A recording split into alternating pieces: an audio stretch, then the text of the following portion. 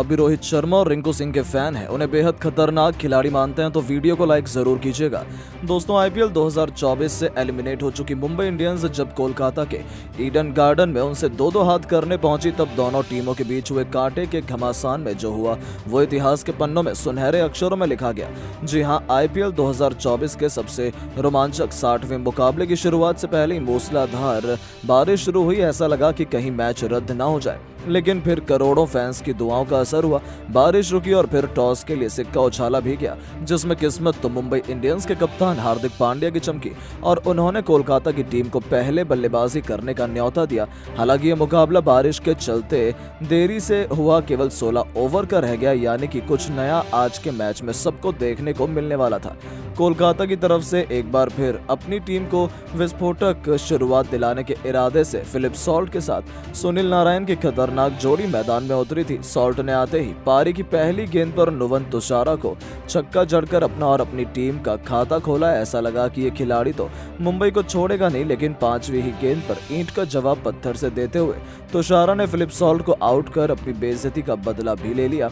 जहां Philip salt केवल 6 run बनाकर पवेलियन लौट गए, तो ये तो शुरुआत थी, असली तबाही तो अभी आने वाली थी। दूसरा ओवर लेकर आए जसप्रीत बुमराह ने अपनी पहली गेंद पर कोलकाता के दूसरे ओपनर सुनील नारायण को क्लीन बोल्ड कर ईडन गार्डन के मैदान पर मातम ला दिया था। जहां नारायण को तो उन्होंने खाता भी खोलने का मौका नहीं दिया और दोनों ओपनर के वापस जाने से कोलकाता के सारे अरमान पानी में धुल गए थे।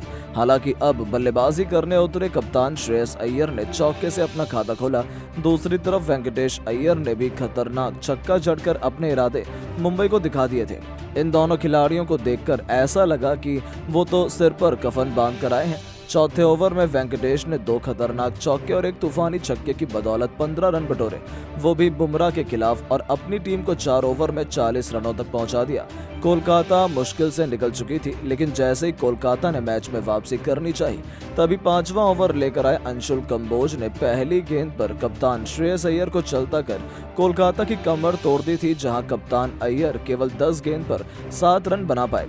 5 ओवर में ही 45 रन बनाकर कोलकाता ने अपने 3 बल्लेबाज गंवा दिए और अब वेंकटेश अय्यर का साथ निभाने नीतीश राणा मैदान में उतर चुके थे।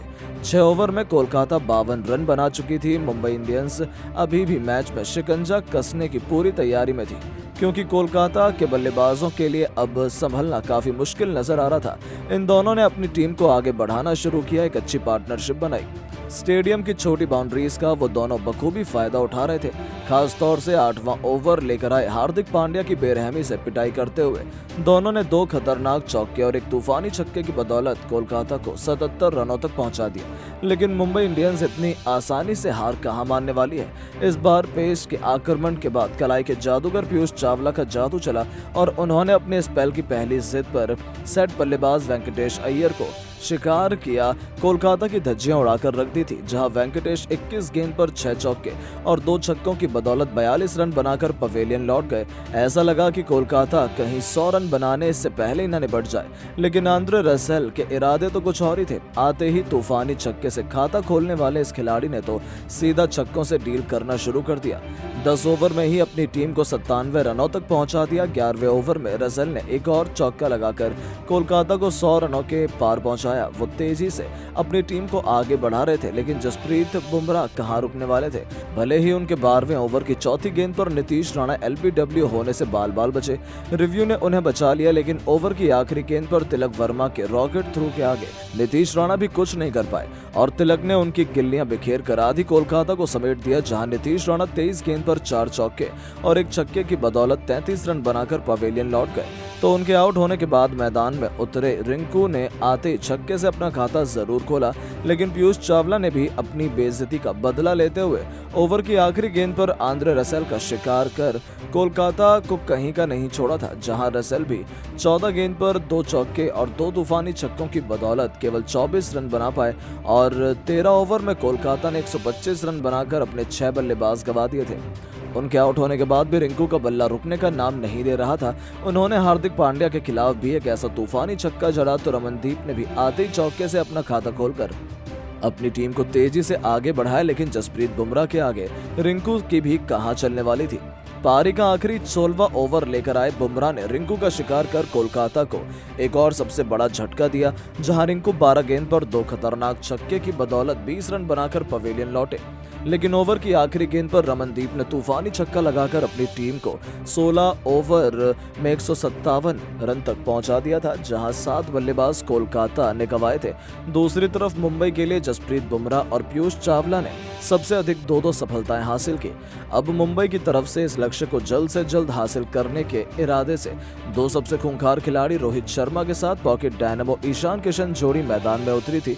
पिच से कोलकाता के गेंदबाजों को भी बखूबी मदद मिल रही थी। वो जल्द से जल्द विकेट चटकाना चाहते थे, लेकिन उनके ये अरमान शुरुआत में तो केवल अरमान ही बनकर रह गए। जब पहले ओवर की 5वीं गेंद पर ईशान किशन ने चौका जड़कर अपना खाता खोला, तो दूसरा ओवर लेकर आए कोलकाता के सबसे बड़े गेंदबाज मिचेल स्टार्क को थप्पड़ की तरह करारा चौका लगाकर रोहित ने अपने इरादे जाहिर कर दिए थे। जाते जाते ईशान किशन ने भी ओवर की आखिरी गेंद पर एक और चौका बटोरा और 2 ओवर में ही मुंबई को 17 रनों तक पहुंचा दिया। तभी पारी के तीसरे ओवर में जो हुआ उसे तो कोई नहीं भूल सकता। जी हां, तीसरा ओवर लेकर आए वैभव अरोड़ा, जिन्होंने अपनी गेंद तो शानदार फेंकी, लेकिन दूसरी ही गेंद में हवा में इतनी ज्यादा स्विंग हुई कि वो पिच नहीं बल्कि मैदान में ही जाकर गिरी और मुफ्त के मुंबई को 5 रन मिल गए। साथ ही साथ गरीबी में आटा गीला तो ये था कि ये नो बॉल थी, जिसकी फ्री हिट पर रोहित शर्मा ने एक और तूफानी छक्का जड़कर कोलकाता खेमे में तहलका मचा दिया था। उनकी धाकड़ बल्लेबाजी से 3 ओवर में ही मुंबई 31 रन बना सके। बिना विकेट के नुकसान पर आसानी से मुंबई जीत की तरफ बढ़ रही है। यहाँ तक कि रोहित को भी खतरनाक बल्लेबाज करते देख किशन का भी बल्ला गर्जना शुरू कर चुका था।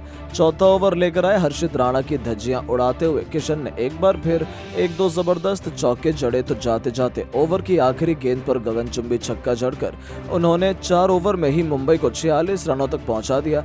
अब बारी 12वें ओवर की। मुंबई को जीत के लिए केवल 112 रन चाहिए थे, जो इतना मुश्किल तो मुंबई की धड़कन धाकड़ बल्लेबाजी को देखते हुए नहीं लग रहा था। लेकिन इस मुकाबले में कोलकाता ने भी तगड़ी वापसी की और फिर गेंद और बल्ले के बीच खेले गए अंतिम रोमांचक ओवर के जबरदस्त घमासान में जो हुआ उसने तो इतिहास के पन्नों में अपना नाम सुनहरे अक्षरों में लिखवाया है। लेकिन दोस्तों, अब आपको क्या लगता है कि कौन सी टीम बनेगी इस बार IPL 2024 की चैंपियन? आप किसे सपोर्ट कर रहे हैं? अपनी राय नीचे कमेंट बॉक्स में जरूर दें और ऐसी शानदार खबरों के लिए चैनल को सब्सक्राइब जरूर करें। धन्यवाद।